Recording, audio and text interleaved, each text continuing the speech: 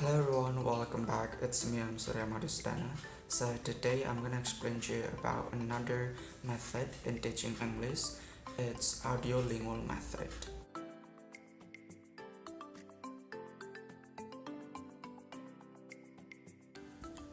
Audio-lingual method is a style in teaching and learning foreign language in the classroom.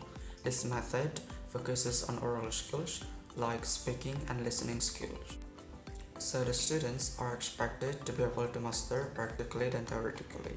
Then the teacher often gives the students work in oral.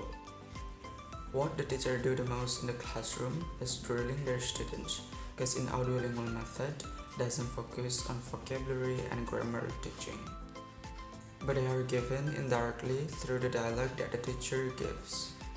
So in audio-lingual method, teacher lets their students to learn unconsciously through the dialogue that given by the teacher. Then the students will slowly understand and master the grammatical pattern by the teacher's drill and practicing that dialogue. In short, in audio-lingual method, the teacher focuses on drilling their students. The drill are intended to make the students to possess a good language.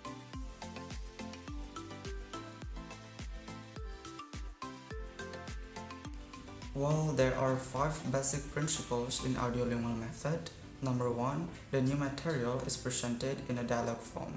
In this case, dialogue means conversation, and the conversation in this method, it is used to drill the student to be able to learn and understand. Second, there's dependence on mimicry, memorization, and other learning.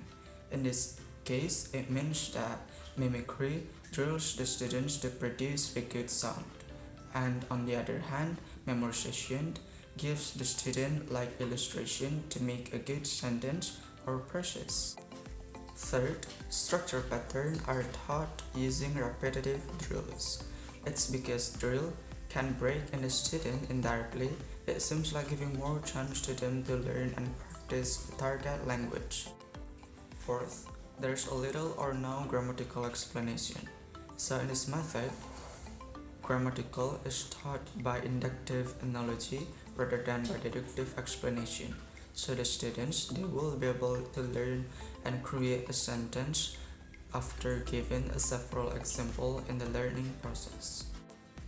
Well, this is the last but not least. Number 5, vocabulary is strictly limited and learned in a context. So in this case, the students are trained to create a correct context rather than having a lot of vocabularies.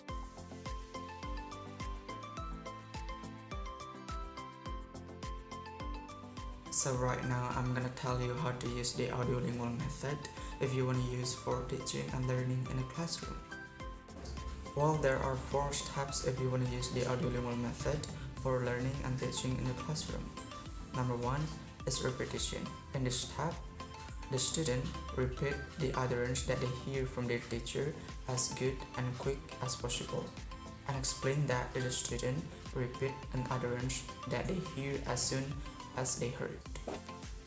So they don't need looking at the printed text. So students only repeat what the teacher says without changing any word. So make sure that the utterance must be brief and clear enough. For example, if I am a teacher, I have a sentence, it is I have a car. So I'm gonna ask them to repeat after me. So they will say I have a car. So this is what we call repetition. Second, it is inflection. In this technique, the students only need to change a part of the sentence, usually in the last of the sentence. For example, I have a sentence, it is I don't have a car. So I'm gonna ask my student to change the object or the last part of the sentence, it is a car. So I'm gonna ask them to change it, like please change the object or the last part of the sentence. It could be another object, like I don't have a pen, I don't have a book, or anything else. So that's what we call inflection. Number 3, it is substitution drill. So in this part, the original statement from the teacher is used as a model for a series of similar statements that use different vocabulary.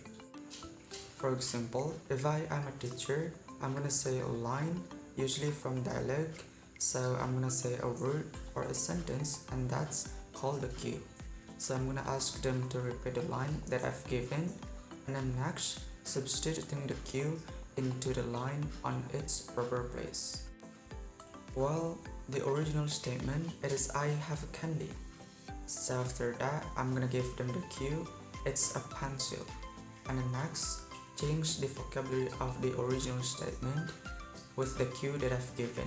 So before that I have candy, it could be I have a pencil. It's easy, right? Well, this is the last but not least. It is a transformation. So in Stanic, the teacher gives the students a sentence. It could be a positive sentence, a negative sentence, and even interrogative sentence.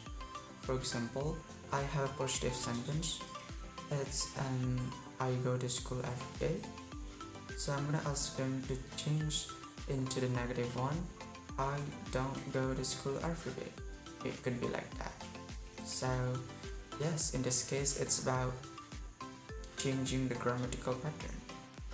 So that was just all about my Audio-Lingual method video, and I just want to say thank you so much for watching. Thank you so much for joining, and I wish it's gonna be useful.